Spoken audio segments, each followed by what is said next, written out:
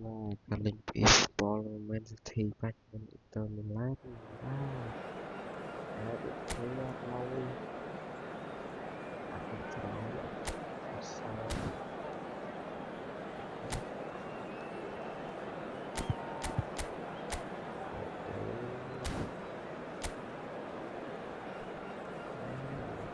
tập một dựng em á.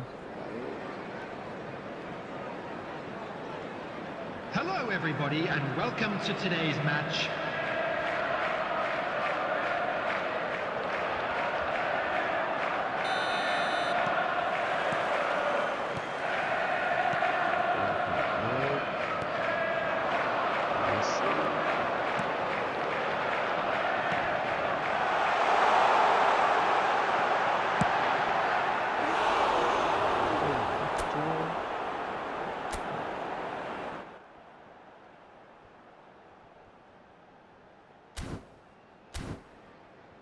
Làm sao ấy tên là control lâu lại phải lên game không ba người tí học thêm ok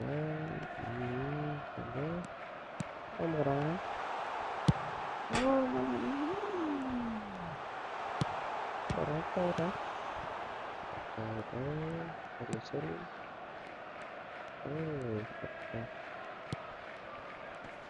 lúc lúc lúc lúc tôi chắc là cả đời lâu thôi người ta không đến hơn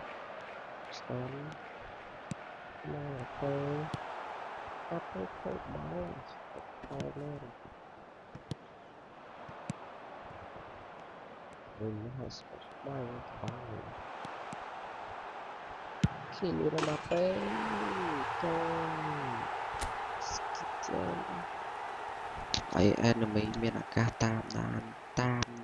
ខប់យើងវិញមក spy ខប់យើងទៅណាថតចេញទៅចូលឈឹងលយស្រីយ៉ាអត់ទៅគិតល្អទៅសុទ្ធតែឯងទៅ After 26 minutes is number 11. តែចា Birentum. អត់ទៅហ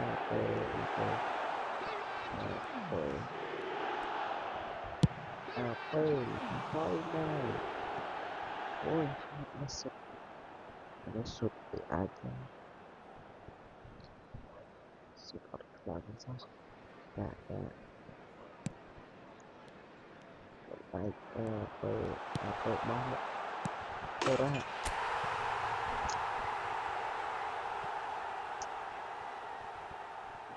tay mà được bây giờ cái enemy bay sau ra đây đi sao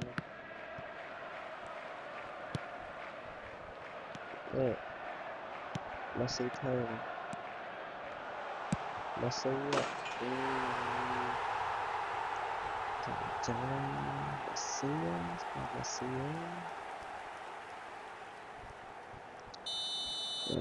biến hóa với xí rồi lâu bắt lâu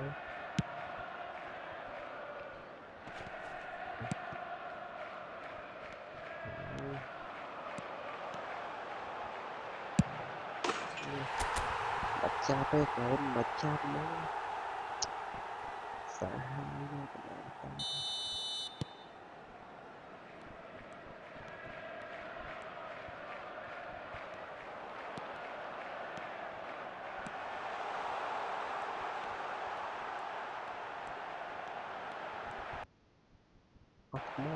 Ahmad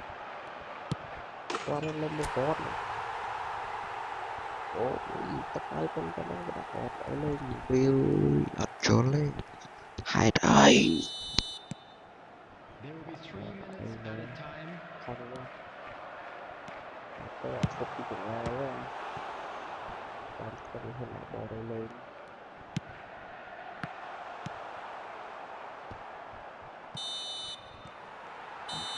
lên cả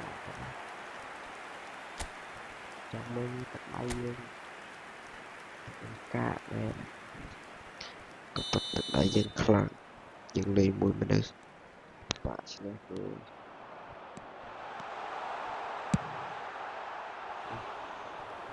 cà phê đôi chân đấy đó là khang lên chân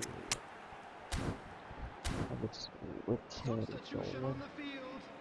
Number 13, Mbappe. Number 11,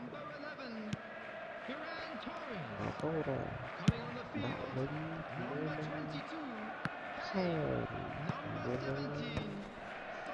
Son Heung-min. Con hông minh lên mời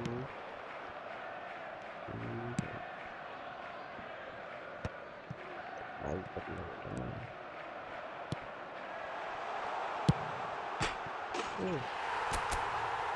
sao nó lên bộ đó mình muốn một cái mình được xã hội của nó có sự cho một tí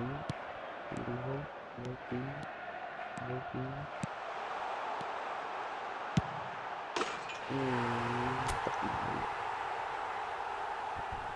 cò cho nó cái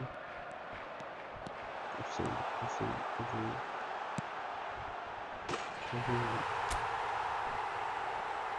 ôi lên người bọt xì dạ làm gì nào nha xì đọc rồi đó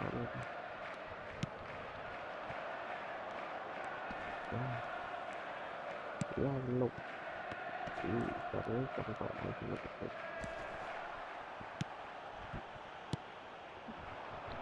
đọc vào bài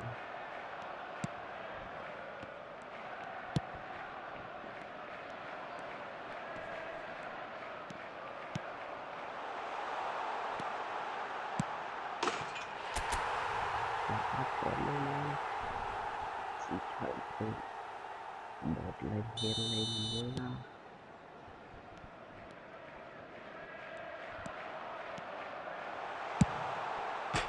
ôi thật chào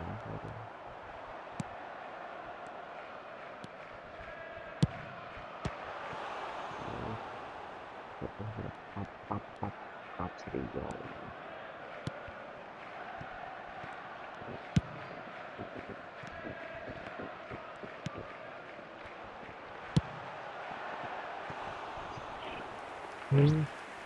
khỏe đi một chào là Substitution.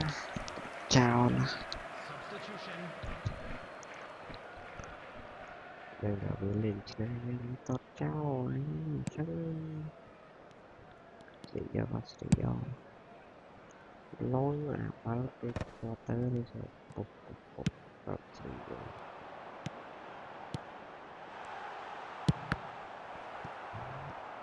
bay cả đầu lên ta khảm mà vinh cả chân mình 6 added minutes has been indicated. trên bát cặp sẽ do mình tí là thảm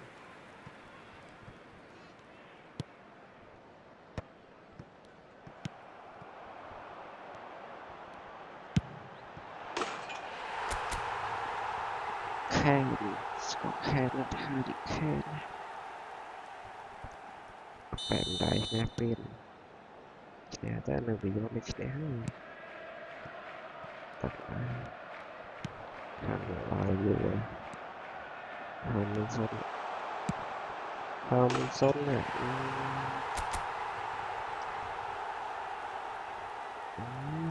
gặp sĩ vô